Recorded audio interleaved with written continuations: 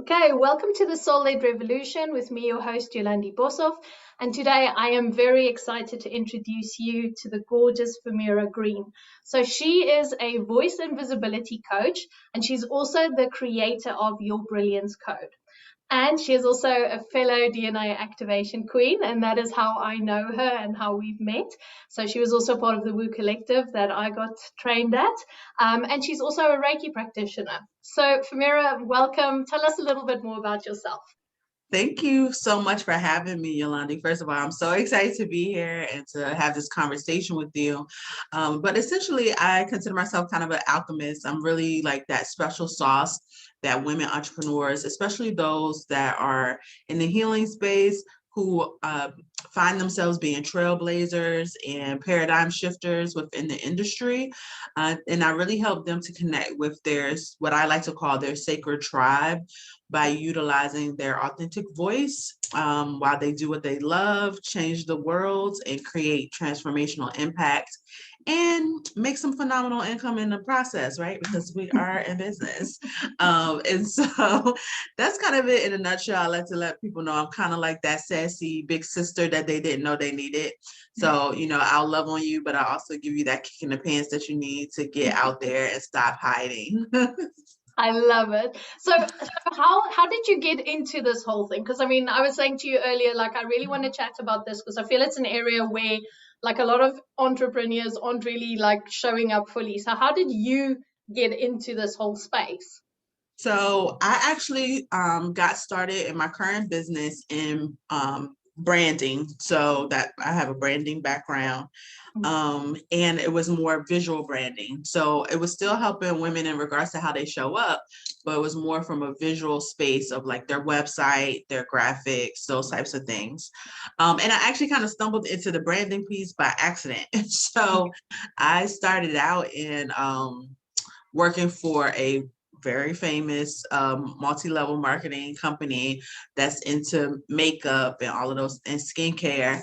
And I realized that I didn't want to be known as, the MK lady. I wanted to really help women with their self-esteem and again, with how they showed up. And so that was where my passion lied.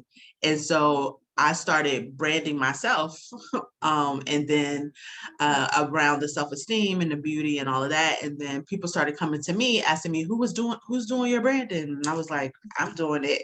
So then people was like, well, can I pay you to do mine? And I'm like, okay, sure. And so then once I kind of got into it, I was like, I really like this. So I started studying, taking different classes, different things like that, really honing my skills. So I did that. I went into my branded business about year 2.5. I was in about 2.5 years. At that time, I was a full-time entrepreneur. And I got to this place where my business was successful, but it didn't really have the soul connection that I was looking for. And so I realized I had really built it the way everybody else wanted me to build it, and not the way I really felt like I was supposed to be building it. And so I don't recommend this to people, but because all my Sagittarius energy, I burnt it all down. And I went on an 18-month sabbatical where I really only worked with whoever my current clients were, but I didn't like actively seek out any new clients or anything. I didn't really post about business that much. And that's when I really went on my spiritual journey and really connecting with how I wanted to show up spiritually and that type of thing. And so, and then when I came out on the other side of that, that's where it was like I had to remember my voice, right? And for myself and get back out there and all the things that should have been a death sentence as an entrepreneur. Like I had to go back to work, I had burnt my business down, like all these different things. And I was just like, well, now I get to build it how I want to. And so really kind of went in, and now last year made year 8 altogether. So that first 2.5, that 18 months, and then another 3.5 years after that. And now I have the brand that I love, the business that I love, and I'm helping women to understand and reclaim their voices, because we've had so many things that tell us to be quiet. and, you know, women in general, but then especially for a lot of the women that I work with that are women of color and Black women, you know, we have that extra layer of, you know, just sit there and be quiet, right? And look pretty, type of mentality. And so really trying to break through those hindrances because we have so much to share and we have so much to say. All of us, you know, we have a unique perspective, and I want to help as many women as possible get out there and get seen and get their voices heard. And I love that. And I think for me the whole thing is like how you went from like the corporate mentality and then through the spiritual like evolution, and now combining these two things, like basically putting soul and business together, which for me is just Yes. freaking like one of those things that's like amazing. I Yeah. absolutely love that because I feel like for me, when I look at people, that's so lacking. And so, like, just give us some insight into like how do you bring soul and then like voice and visibility together for your clients? So one of the things for me, I really got into this particular modality, Gene Keys, and then I'm also into astrology and then human design and any type of modality that's really about bringing self-awareness to yourself. So I've been a lover of Carl Jung for forever, um, of his work. I'll put it like that. I don't really know about him as a person, but but his work and anything that really helps you to kind of see how you have been divinely designed to be as opposed to how everyone else has tried to make you be, right? So really, and so that's the foundation of the work that I do with my empresses. I call them empresses, and it's really getting back to who you were divinely designed to be before all the noise. So before you actually broke this plane into this, you know, earthly space, because the reality is no matter how great of an environment you came from, no matter how great a parents that you had raising you, even if you had really great friends and you haven't faced any type of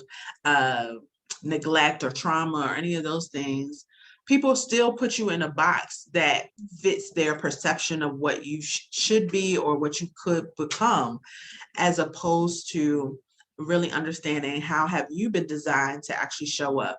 So that's really what your brilliance code is all about. Is from my work, I've taken different pieces from these different things that have worked for me, along with, you know, some spiritual downloads that I received that kind of really help people get back to what I like to call ground zero.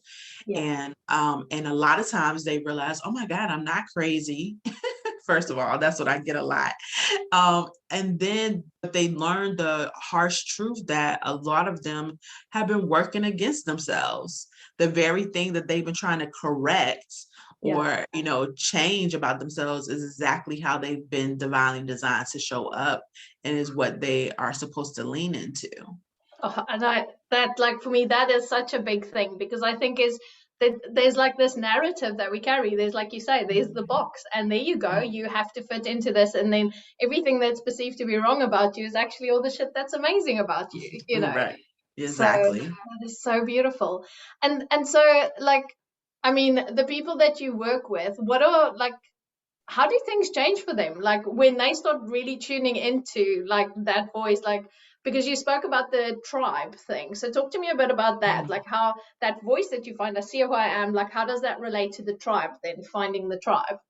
Yes. So the whole thing is, my personal belief is that as healers, as entrepreneurs, we have a group of people that have been assigned to us that we are meant to touch, right? And so that I like to call them our destiny clients, right? So they have been ordained before time that we're supposed to run across each other's paths and we're supposed to help them, right?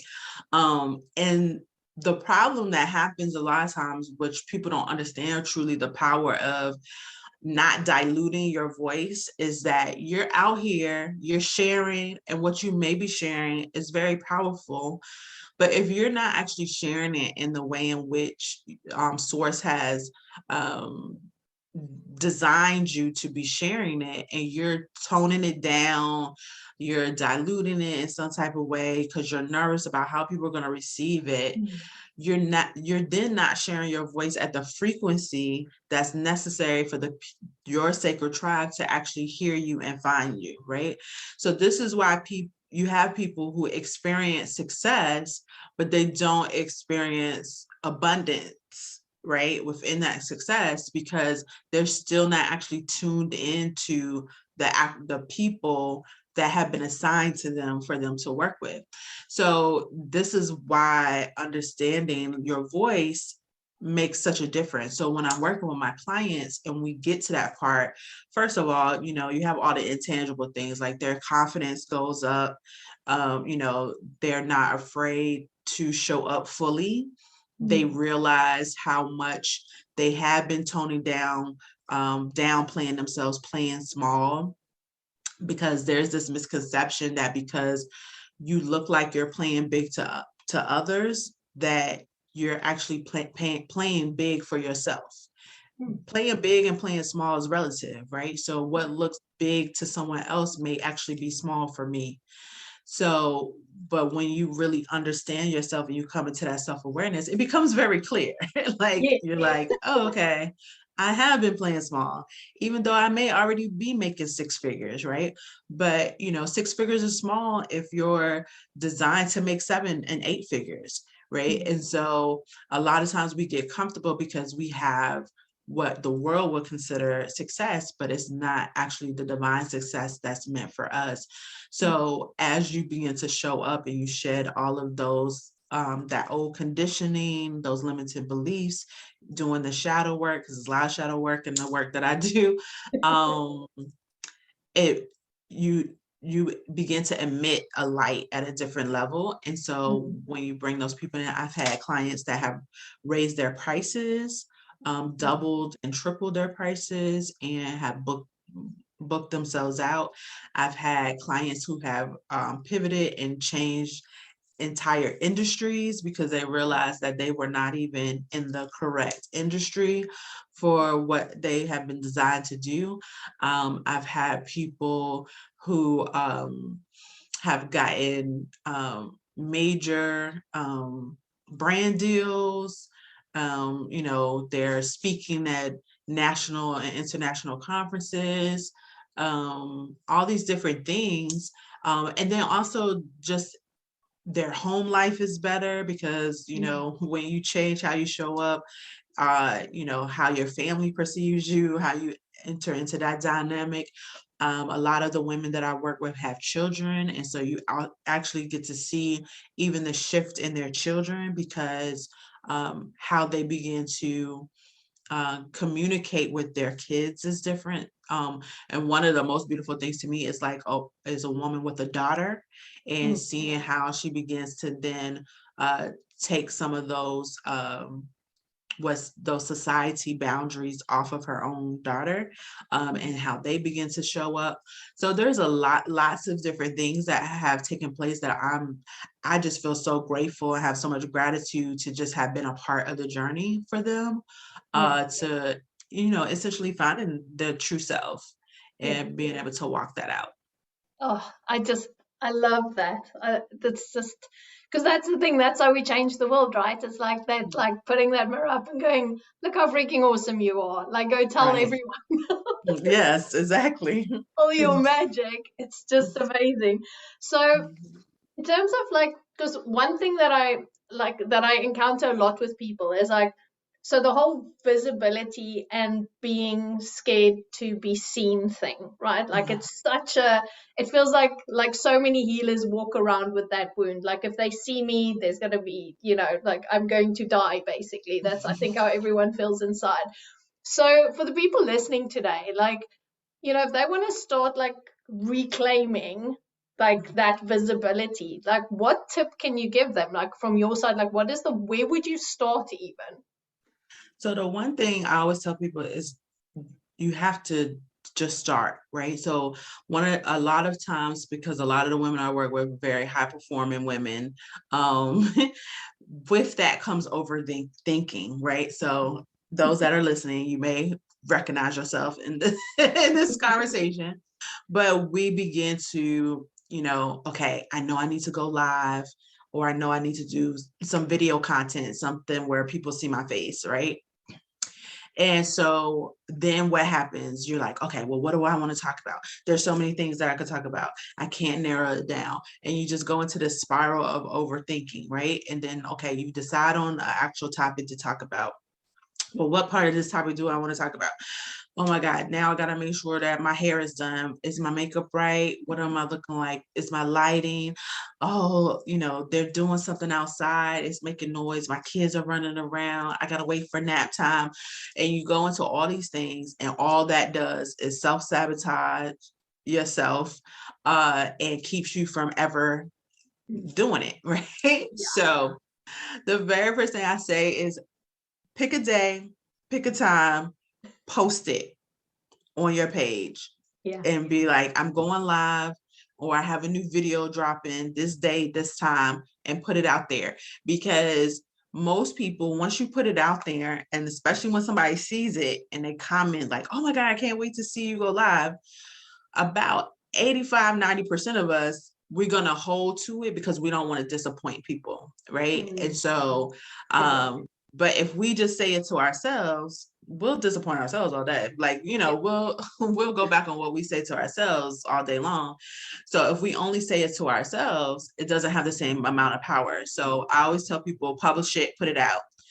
The second thing with that too, that I say is, because I believe that all of us should have some type of inner circle that supports us. So whether you're a part of a community, a program, a service, whatever, you just have some really good girlfriends, guy friends, that you could say, listen, I'm going live this date at this time. I put it out there for the world to see.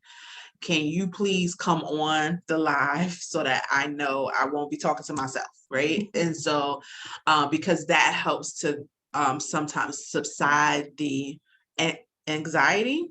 But the key is to ask people that you feel comfortable with, right? So that way you can be on the live stream, really just kind of like having that conversation. If it's a pre-recorded video, I always tell people you only can record it 3 times.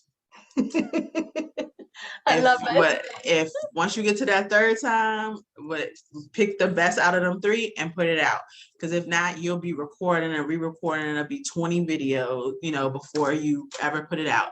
Nope, you can only record it 3 times. And even with that, you let people know date and time that the video is going to drop. So you don't have no other choice but to put it out. What you find is that, no, it won't be perfect, but you'll find out, but you didn't die though. That's a biggie always. You didn't die, right? Right. Like, so then you're like, oh, okay. And most people are like, that's not as bad as I thought. Yeah. Right. And then they put that out, they put it out there. The other thing I always like to say is, yes, in social media, the algorithm lends itself to video and live streaming. Very true. However, depending on how you've been designed, that might not be how you're meant to show up. And so you continuously trying to force that. And if it's not working, then I would say we need to look at, is it actually in alignment with who you are? Are you actually a writer? Are you a sage, who is supposed to be writing the things? Because then I would suggest, okay, we need to look at that, and how can we make your writings more visually attractive in order to gain people's attention and get the visibility you need. So that's one of the things for me. I'm not one of these people. I don't believe in a cookie cutter situation, because everyone is designed different. And so what works, everything works. That's what I tell people. every strategy works for somebody. Yeah. And they just don't work for everybody. And so you have to figure out which strategy is going to work best for you. I know some people right now that hardly ever do video, hardly ever do live streams, and their pages are popping and people are always over there, they're talking, and that's because they're writers.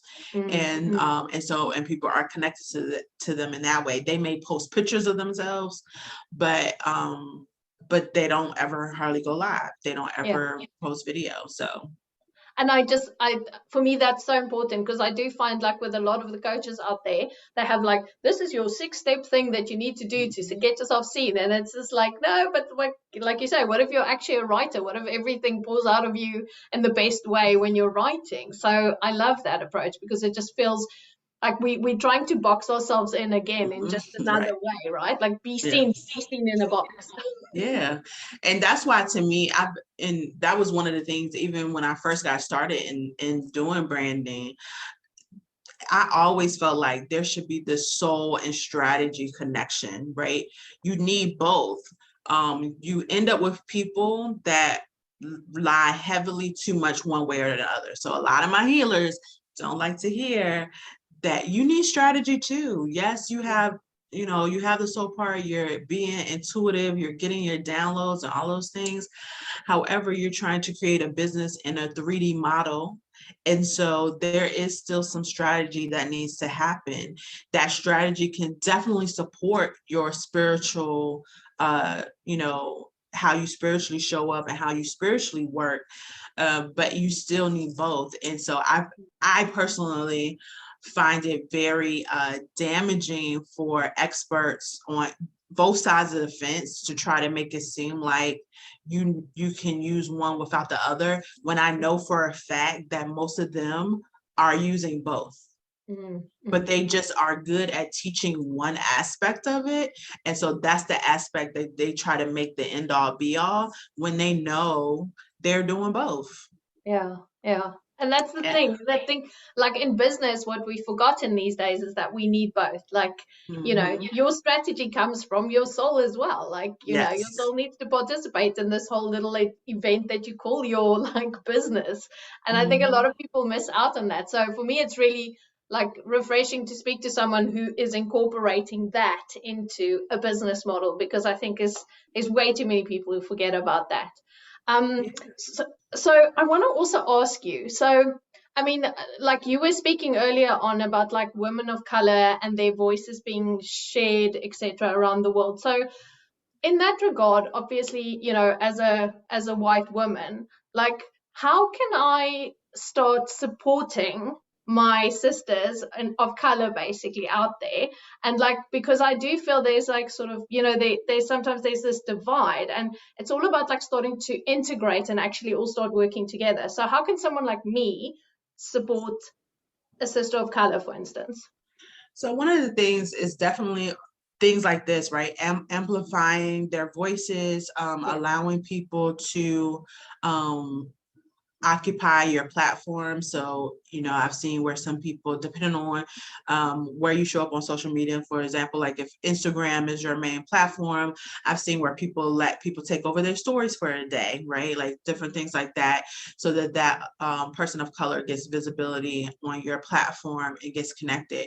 But I think that a main thing is, especially for white women, that I think that they don't often think about, is the intentionality behind actually hiring women of color for certain work, right? Okay. So for example, majority of my clients are Black women of color. And what I almost always happens when I have conversations eventually with white women, because, I talk to them, they're like, oh, I thought you only worked with Black women. Did you ask? Did you look? Yeah. Like, why would you make that assumption, right? Because me as a Black person, I can't look at a white woman, and even if she has all white testimonials, I don't make the assumption that she only works with white women, right? Because that's not a comfortability that I have of an assumption to make, because I need a thing. This is who is showing up. And if I need that thing, then that's who I go to, right?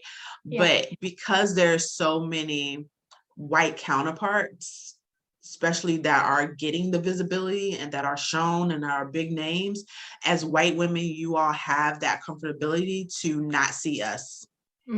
And to make yourselves feel better by saying, oh, well, I just thought you didn't work with me. Right? Because then you don't have to challenge your belief or challenge yourself on why you won't spend your money with a woman of color or a Black woman in her high ticket program, but then we'll do it with a white woman, right? Yeah.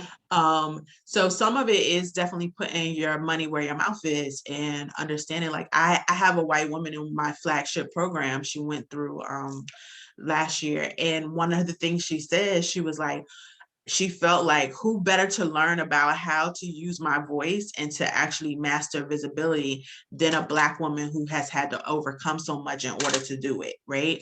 So she knew for her that it was very important that that's who she learned from, right? And so it's things like that, like just really putting the intentionality into Yeah. it, I love that. and and making sure if you are in group programs where it's a white woman running it, looking at like what's the diversity, what kind of diversity and inclusion are they creating within their coaching businesses, what do their programs actually look like, are they made up of people from all ethnicities and all Yeah. races and all those things, or is it just a bunch of people that look like you sitting around having this singular conversation, right? Yeah. So just a couple of things. I could talk about that all day.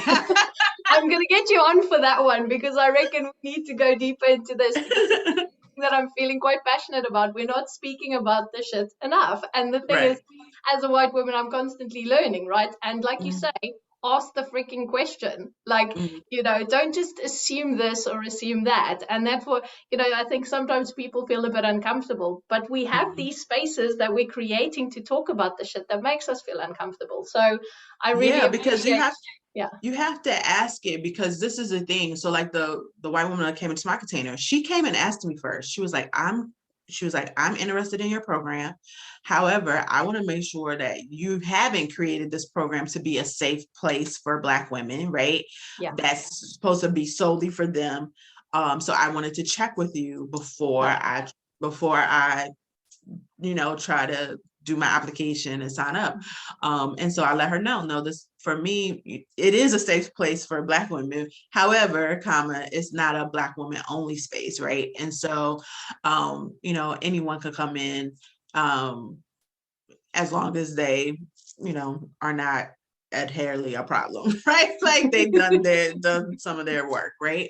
yes. And so, but it just took her sliding in my inbox and asking me that. And the thing about it is, as a white woman, you have to be okay with whatever answer you receive, because you may ask someone and they may say, no, it's cool. It's not only for Black women. You're welcome to come. And you might ask some Black women, they're like, no, this space is a space that I have curated only for Black women.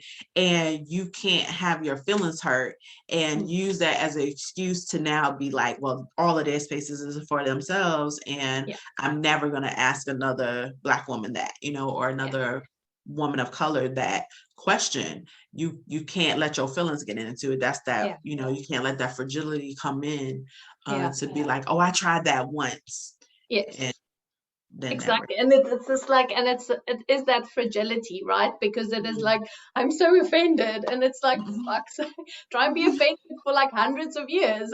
Right, Try that on right. this side. And I think it's like, that's the thing is like, we just have to basically, as white women, get over ourselves and start asking. So I appreciate you being so like open about it. So, like I say, we Mhm. will be having another show, like delving Yeah. into this deeper because Would love it to, love to. feels awesome. Okay, but we are running out of time. So, what I Okay. want to, because yeah, I could literally just talk to you all day.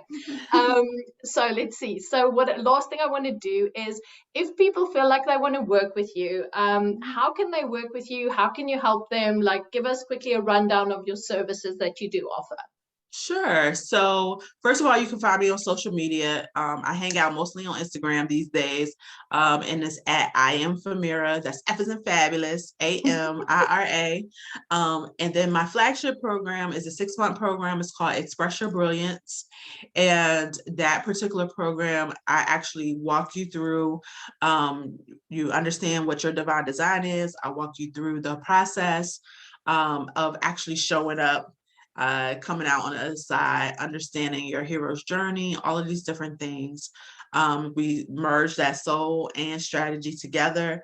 You get energetic support as well as business support. So you get all the things in the one space. So that's my flagship program. It is a 5-figure investment. I make no qualms about that. I let people know upfront.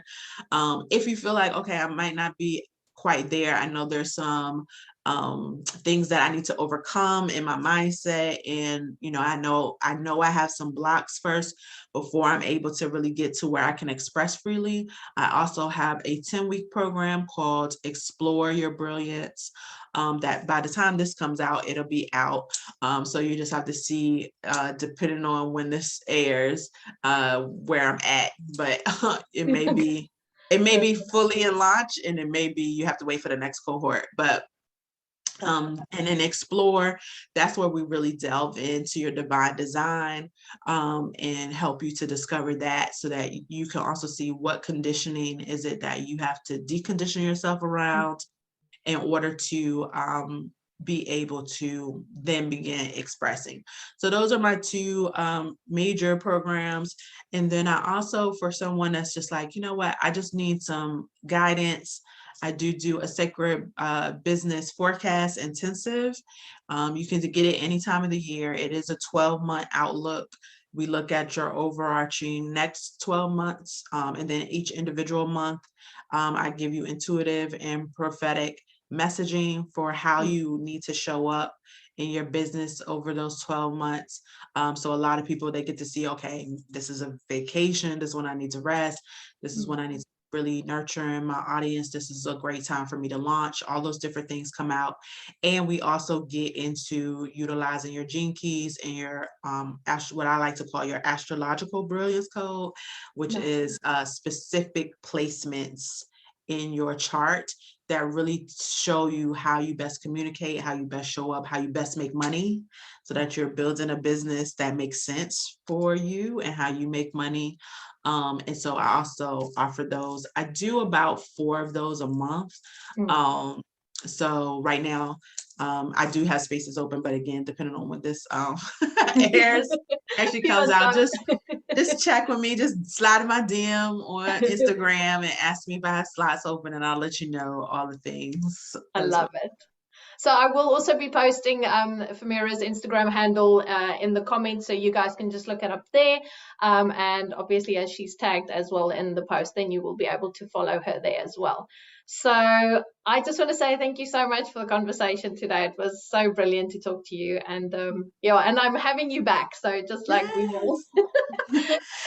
Thank you so much. I enjoyed it so much. Thank you so much for having me. Thank you for sharing your absolute fabulous brilliance with us.